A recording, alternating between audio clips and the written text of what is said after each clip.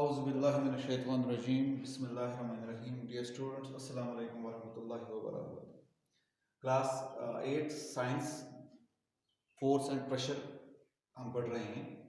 आज जो हमने टॉपिक लिया है that is force can change the shape of an object. आपको याद होगा जो हमने पिछला जो हमारा टॉपिक था that was a force can change the state of motion.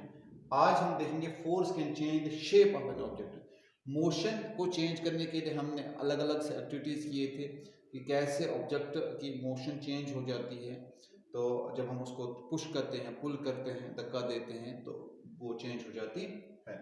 तो आज हम देखेंगे फोर्स लगाने से शेप कैसे ऑब्जेक्ट की चेंज हो जाती है। तो कुछ सिचुएशंस दी गई है आपकी बुक में। Some situations have been given in the column first of the table 9.2 in which objects are not free to move। अब यहाँ पे देख लीजिए, यहाँ पे आपकी जो बुक है 9.2 है। तो सिचुएशन फर्स्ट जो है a lump of dough on a plate। जब आप आटा गूंदते हो, वो प्लेट में आटा गूंद के या आटा गूंदने के लिए आपने प्लेट में रखा है। Is it possible the dough can move by itself? वो जो आटा जो आपने रखा है वहां पे वो खुद मूव कर सकता है।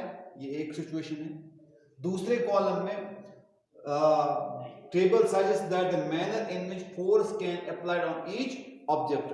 तो और कैसे हम इसको ऑब्जेक्ट को कैसे हम फोर्स अप्लाई करेंगे? Press it down with your hands. जब हम आटा गूंदते तो ऐसे ऐसे करते हैं ना, ऐसे ऐसे करते हैं। तो दैट मीन्स हम we are using the force on that very dough. जो वहां पे हमने आटा जो रखा है वहां पे उस पर हम फोर्स लगाते हैं। और तीसरा कॉलम जो है column 3 shows the diagram of an object, diagram of an action. अब आप देख लीजिए, फर्स्ट में प्लेट में ये है, दूसरे कॉलम में हम इसको प्रेस कर रहे हैं और तीसरे कॉलम में इसकी शक्ल हमें मिल रही है। जब हम प्रेस इस पे कर रहे हैं वो क्या, वो जो आटा है वो नीचे दब जाता है, आटा नीचे दब जाता है। इसी तरह यहाँ पे साइकिल सीट है, रबर बैंड है, या हमने स्केल यहाँ पे रखी है। ये इन्होंने अलग अलग से एक्टिविटीज की है। तो अब आपने देखा फर्स्ट कॉलम जो है सिचुएशन हमें दी गई है, वो सिचुएशन जो बिल्कुल खुद ही अपने आप चेंज नहीं हो सकती है, अपने आप वो चेंज नहीं हो सकती है। और सेकंड कॉलम में हम उस पर फोर्स अप्लाई कर रहे हैं, कौन सा फोर्स हम उस पर, कैसे हम फोर्स उस पर अप्लाई कर रहे हैं।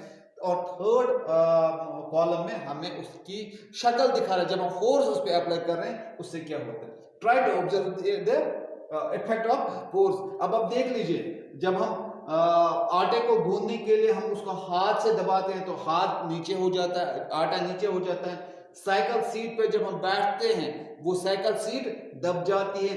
इसी तरह जब हम किसी रबर बैंड को किसी चीज में टांगेंगे से, आप मान लीजिए यहाँ पे कोई की लगा हो, मैं रबर बैंड को यहाँ पे रखूंगा, उसमें फिर खींचूंगा, वो क्या हो जाता है, वो लंबा हो जाएगा ना, उसको खींचने से लंबा हो जाएगा।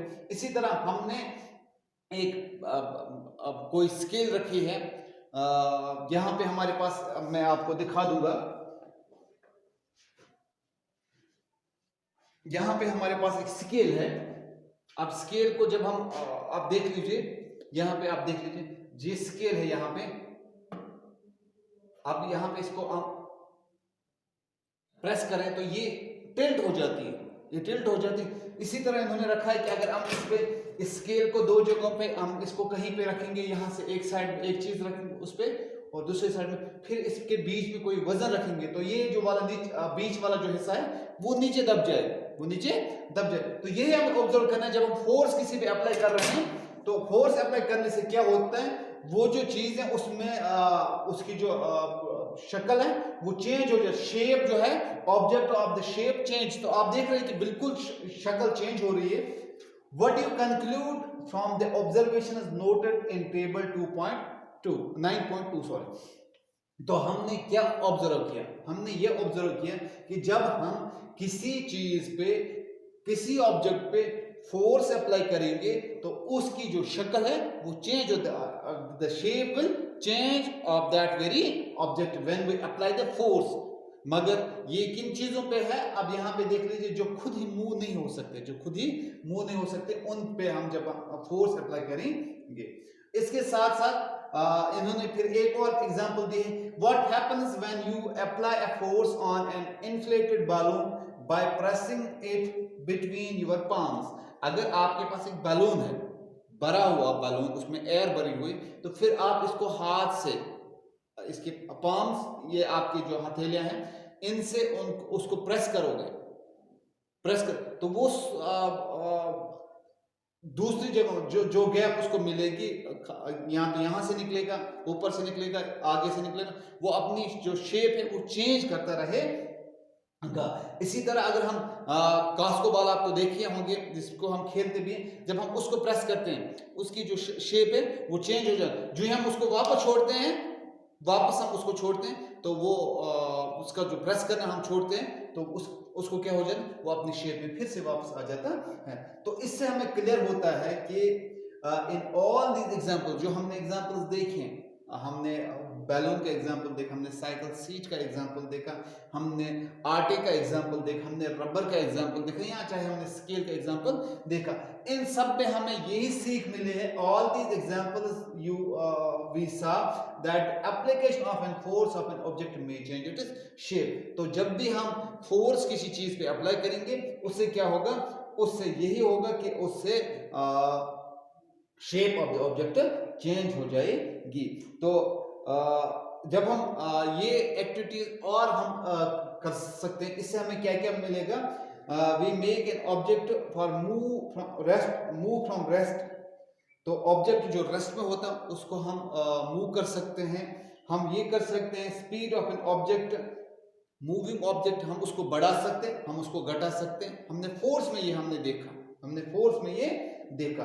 तो आप ये एग्जांपल जो है, ये हमने जब की, तो इससे हमें पता चलता है कि जब भी कोई ऑब्जेक्ट होता है उस पर हम फोर्स अप्लाई करते हैं, वो तो अपनी शेप चेंज करता है। इसी तरह जो हमने प्रीवियस लेक्चर हमारा था, उसमें हमने देखा था कि मोशन चेंज हो जाती है कि जब हम फोर्स उस पर अप्लाई करते हैं, तो वो भी आपको क्लियर हुआ होगा, और ये भी आई होप कि ये भी क्लियर हुआ होगा। अगर कहीं पे कोई कंफ्यूजन है तो कमेंट सेक्शन में आप मुझे बता सकते हैं, तो मैं आपको वो क्लियर कर दूंगा। और जो नेक्स्ट हमारा टॉपिक हो, that is contact force, forces, muscular force है, फ्रिक्शन है, वो हम नेक्स्ट चैप्टर में डिस्कस करेंगे। तब तक आप मुझे इजाजत दीजिए। अल्लाह हाफिज।